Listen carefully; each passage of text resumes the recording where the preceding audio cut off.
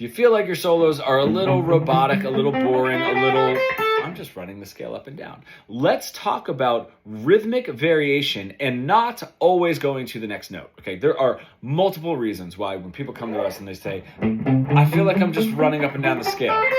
Yes, you are. And the rhythm is a big part of that. 1 and 2 and 3 and 4 and as well as always moving to the next note in the scale, right? Whether it's up or back. So if I don't have anything rhythmically interesting, it'll sound like this. Eighth notes. I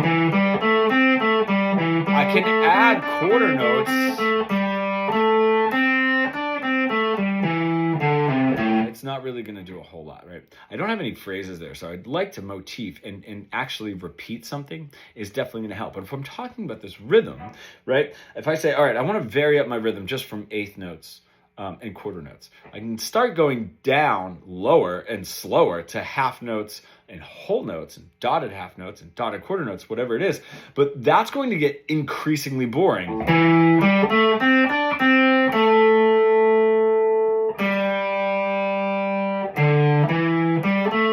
What we need to do is increase the speed up to 16th notes and so on, and that increasing the speed, getting us out of this eighth note, quarter note, if I can increase the speed, that will allot us for more slower, right, longer rhythmic notes. But this isn't going to happen if I don't have this as well. Now, when we were talking about always going to the next note, that's where people get scared, where they're like, well, I can't play the scale that much faster. You can play your licks that much faster.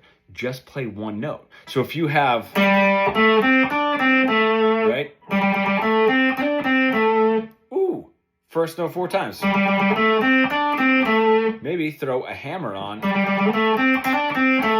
Right now, we're getting a little bit faster. If I do that,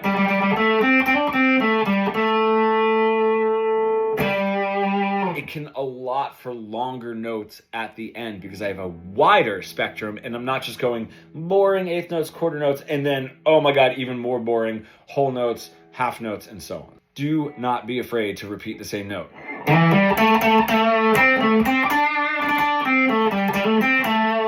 Does sound better than just sounds a little bit more random that way. Now, if you are an intermediate guitar player stuck in that robotic, boring pentatonic plateau that we all get stuck into, and you want to bridge the gap between your creative ideas and what you're able to play, becoming fully fretboard fluent, comment pro below and we can get started.